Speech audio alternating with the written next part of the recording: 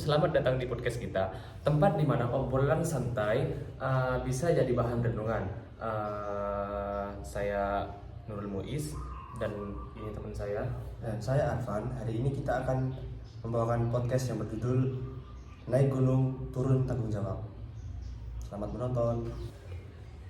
Hari ini kita akan ngajak kalian naik gunung lewat cerita, tapi bukan soal puncaknya, melainkan soal apa yang sering tertinggal di sana. Ya, bukan jajak kaki, tapi sampah. Sesuatu yang kecil, tapi dampaknya besar banget. Nah, gunung itu kayak kanvas alam, indah, tenang, dan penuh kehidupan. Tapi sayangnya, ada yang coret-coret kanvas itu dengan sampah. Nah, betul sekali. Aku kan pernah naik gunung nih, Pan. Nah, di tengah perjalanan, pemandangannya itu bagus banget. Tapi kabut tipis, suara angin, adem. Tapi tiba-tiba tuh ada bungkus-bungkus plastik nyangkut di semak-semak. Nah, kayak kontras banget ya. Kayak lagi nonton film, tiba-tiba ada iklan gitu ya. Nah, ya, betul banget. Nah, itu dia. Dan bukan cuma satu dua, kadang banyak banget. Kadang ada di bawah pepohonan, kadang ada di bawah bebatuan, banyak banget. Nah, fenomena ini sering terjadi. Gunung itu harusnya jadi tempat pelarian dari hiruk-pikuk kota, malah ikut tercemar dari kebiasaan hidup manusia. Kita mulai dari penyebab. Kenapa sih masih banyak pendaki yang masih buang sampah sembarangan? Nah, menurutku yang pertama itu karena mindset kita ya. Banyak yang naik gunung itu cuma buat foto-foto atau nggak gitu buat konten. Jadi bukan karena ingin menjaga alam. Jadi fokusnya cuman buat dilihat orang, bukan dampak ke alam gitu. Iya benar. Yang kedua itu mungkin karena faktor malas ya. Udah capek-capek mendaki, terus mau turun malas bawanya gitu. Padahal kan kalau kuat bawa naik, harusnya bawa turun itu juga kuat. Nah Begitu. itu. Terus yang ketiga itu kurangnya edukasi terhadap semua ya. Banyak pendaki pemula yang belum paham etika untuk mendaki, jadi gitu. Gitu. Nah, begini, Pak. Aku ada satu cerita di pendakian ke berapa? Kalau nggak salah di pendakian kedua aku. Nggak tahu nama gunungnya itu, lupa. Di sana itu pas aku nyampe pos, nyampe base camp. Iya. Itu kan masih registrasi. Terus di registrasi tersebut kita itu dicek bawa bungkusan berapa, terus bawa botol berapa itu dicek. Berarti itu ada penanggung jawabnya di sana ya? Iya, ada penanggung jawabnya. Awalnya itu kan aku nggak paham itu buat apa diceknya, dicek itu mau ngapain, buat ini dan buat itu, aku nggak paham. Terus aku baru paham itu pas kita itu udah turun dari puncak, Iya. kita ke base camp lagi. Di situ dicek lagi sampah kita, sampah yang awalnya kita bawa segini, pulangnya Harus dibawa juga. iya harus dibawa juga. Berarti di atas itu bersih ya? Iya, bersih, lumayan bersih. Tapi ada sebagian sampah kecil kayak batang rokok gitu. Kalau batang rokok itu biasa. Biasa, kalau gitu biasa ya. Kalau ini apa itu banyak masih ada yang oknum-oknum gitu kan, buang-buang sampah yang kayak botol apa itu ada. Kalau kayak botol itu kayaknya kemungkinan nggak ada. Itu kalau nggak bawa bisa disanksi itu gimana? Disanksi, iya, betul disanksi. Sanksinya itu kalau nggak salah disuruh balik lagi ke gunung, ambil botolnya gitu. Disuruh balik lagi? Iya, disuruh balik lagi. Menurut kamu itu penanggung jawabannya itu bagus atau gimana menurut kamu? Kalau menurutku ya itu udah bertanggung jawab sekali. Bisa melatih yang pendaki juga, bisa bertanggung jawab itu pendakinya. Ya. Itu juga apa ya, salah satu kewajiban lah sebenarnya. Walaupun nggak diingetin, harusnya kita juga udah paham gitu. Jadi kalau kita bawa naik sampah, kita juga harus bawa turun. Terus turun lagi gitu ya. Iya. Jadi kita harus bisa menjaga kebersihan dimanapun kita berada. Bertanggung jawab gitu. Iya. Ya. Tapi kalau kan ada sebagian pegunungan yang tidak terlalu ramai gitu, tidak terlalu ramai pengunjung. Itu biasanya kan nggak ada base campnya, nggak ada posnya. Itu cuma pegunungan biasa. Itu cuma tempat masuk gitu aja. Iya, tempat masuk itu. Di situ kan nggak ada peraturannya, nggak ada, karena nggak ada posnya gitu. Jadi kurang terjaga. Iya, kurang terjaga.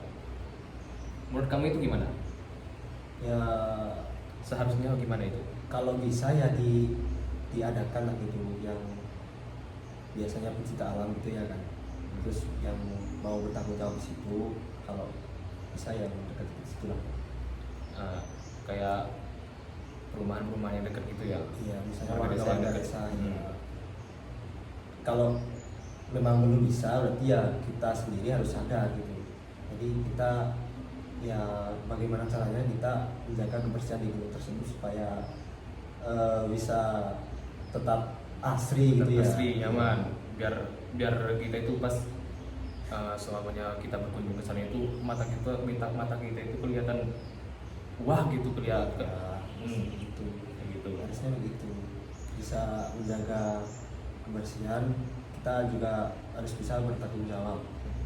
Tapi kan ada juga sebagian pendaki yang nggak punya kesadaran buat menjaga lingkungan di pegunungan gitu. Iya, makanya itu tadi perlu diedukasi gitu ya. Perlu diedukasi supaya nanti pola pikir kita berubah. Jadi kita harus bisa menjaga gunung karena gunung itu bukan punya kita sendiri, itu punya semua orang gitu ya. Semua orang bisa menikmati pegunungan tersebut dengan view yang tersedia tanpa merusak pemandangan dengan sampah-sampah yang mereka bawa gitu. Ya. Dan kadang juga kan karena ikut-ikutan, karena dia ngelihat orang lain buang sampah gitu, jadi dia ngerasa itu hal biasa begitu. Padahal satu orang itu bisa buat buang sampah, bisa jadi guru buat yang lain.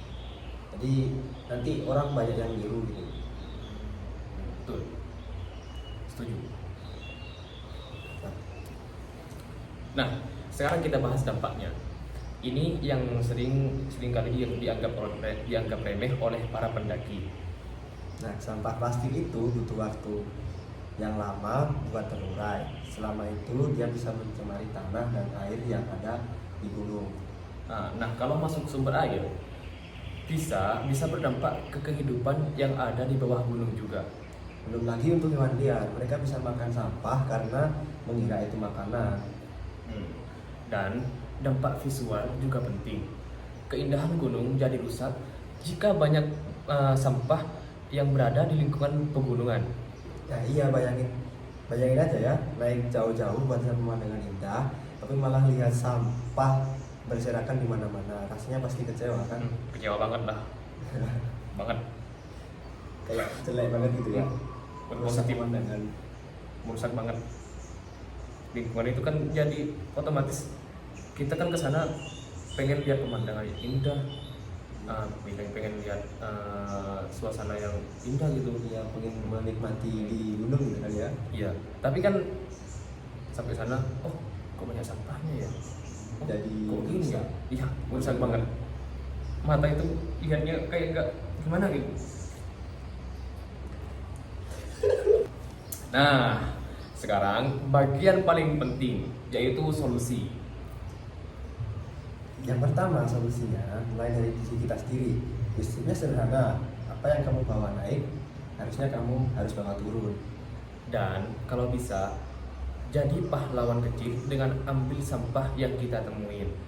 Seperti kita sedang berjalan di suatu pegunungan, lalu kita melihat sampah di sekitar kita. Sebisa mungkin kita untuk mengambil sampah tersebut, gitu.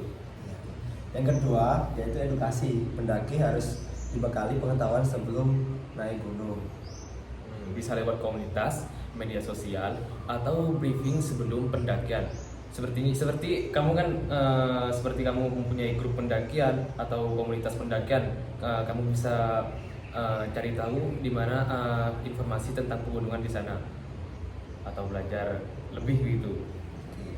Yang ketiga, aturan yang tegas. Misalnya sistem pengecekan barang sebelum dan sesudah naik gunung.